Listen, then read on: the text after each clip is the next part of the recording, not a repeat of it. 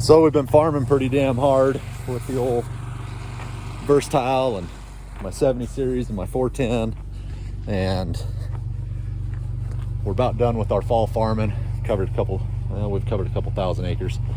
But I was gonna touch base on this machine here. I really like this tractor overall. My only complaint, I would say, is Versatile's electronics and Cummins electronics. In fact, when I was purchasing this tractor, I was buying it because I knew that this was basically a bigger design transmission and just a versatile version of a 70 series New Holland.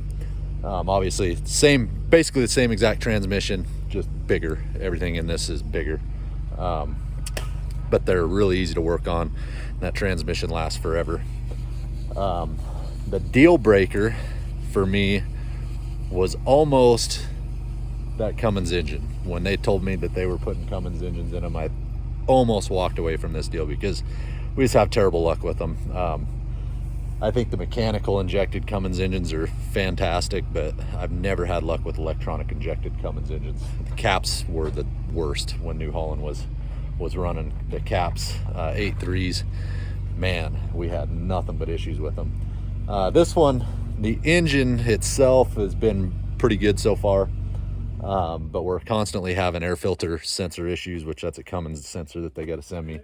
So when I got it, it had 900 hours on it, and it was all, that sensor was out when I received it, and we'd fought it and kind of finally figured out what it was. We thought it was air filters, but they just put new air filters in it, but we changed them anyways, thinking, well, maybe they put the wrong ones in it. Didn't work. Then we put a sensor in it because it basically has a 107 code saying the air filters are plugged or restricted or whatever. Put the sensor in it, that didn't fix it, so we finally had to put a sub harness on that plug, and that finally fixed it. Well, it's got about 1,500 hours on it now, and that same thing's happening. So Cummins sensors on those probably have about a 500-hour lifespan. Another issue I'm having is it's saying the hydraulic filters are restricted, and they only had 500 hours on them when we serviced it. We just serviced it, those lights are still on, so they sent me one pressure switch, put it in, but there's a pressure switch on each filter, and so I'm waiting for the other one to show up, and hopefully that fixes it. If not, then I'll have to dig in a little deeper and figure out what the hell's going on. Neither one of them shuts down the tractor or anything like that, but just gets annoying. We also had this head unit, which this is Versatile's, this head unit, the heaters in it took a dump on it. We actually got it all working again. It was all electronic. The book is still on, but it's working. It's not shutting the machine down. I have one sitting on the shelf. Just whenever it takes a shit, I'll put it in. But I thought that was a Cummins deal because the one on my mill stack has this 9-liter Cummins in it too. It's an L9. This is a QSL9, I do believe. But we had that head unit take a shit on my mill stack, and that's a Cummins part. Cummins Emissions is just terrible. There are a lot of issues.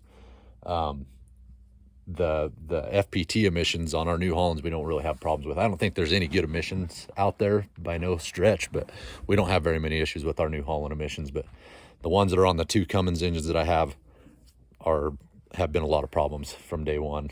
So I haven't been a fan of that. As far as pulling, I need to get some video footage of these pulling my 770 discs. That'd be an even pull, but just to kind of get you guys an idea on what they pull like, how much fuel they burn, how much DEF they consume. And I can tell you this Versatile is about double of what that New Holland burns. It don't pull quite as good. It pulls really, really good. This tractor's got balls for sure, but that T8 410's got a little more. The cab, I obviously like the cab better on this for size, but not for sound, not for glamour, which the glamour, who gives a shit. But the sound on them, it's quite a bit noisier cab, but the size of the cab is nice. But the seats and all that, they're basically the same seats, leather seats, so they're comfortable. The ride in the cab is actually better on this Versatile than this T8. But what else? But I think that's isolation blocks. In fact, I was gonna look at that. I don't know if there's, yeah, so it's got isolations up front, and I don't think it has. Yeah, so it's just isolation blocks all the way around on this, which that's what makes a big difference. these T8s, they have like a spring, like a strut right there, and it's too much. The suspension, it just bounces too much. If they just put isolation blocks on it, it would be way smoother. We ran into the same issue on those self-propelled mill stacks. They got airbags on the front axle, airbags on the cab, and airbags in the air ride seat, and it's just too much. So we blocked the cab solid on one of them when we first got them, and it made the ride way smoother because they're rougher than shit. And so what we do now, because we told Millstack, hey, just take the airbags off the cab, put isolation blocks, and of course they don't listen to us. So we just have to leave the air all the way out of the seat and jack the airbags all the way tight on the cab to keep basically the least amount of flex on the cabs that we can. And it makes for a really smooth ride. So too much suspension is not a good thing. But other than that, it's been a fairly good tractor. It has a battery draw.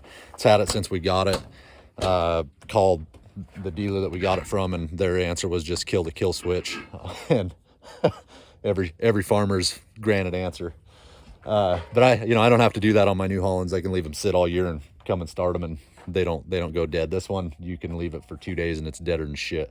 So it's got a pretty massive draw. We've checked the alternator, checked the AC compressor, checked the stereo, checked about all we can check, and I can't find a draw, but it has a draw. So we just kill the kill switch and to keep it running, no big deal. But there's a lot of electronical issues with it, just minor shit, nothing that's really shut us down. Right after we got it, we did have the front drive line, the center carrier bearing took a shit on it, so they sent me they had updated carrier bearings and whatnot, U-joints and whatnot for it, so we updated all that. That was very shortly after we got it. It's just underbuilt there, where that T8 is pretty overbuilt. So the T8's definitely an overall better tractor. For basically cost of running, it's going to be a lot lower cost. Just fuel consumption, def consumption, and then obviously I don't have no stupid $20 sensor issues 24/7 with it either. But I do like this Versatile though. It's a pretty good tractor, but it's not as good of a tractor as that T8. But so I need to get some more footage once we get this put back on that 770 disc. We'll see if we can get how many gallons they burn in a 10-hour day or something like that, and see what's going on. The hell are you looking at? Tyler's over there holding this shaft. But so yeah, we'll get some more footage once we get this one put back on a disc. I got my 70 series on my other disc right now because this is a little bit harder pull when you're in soft dirt. But anyways, we'll get some more footage for you guys.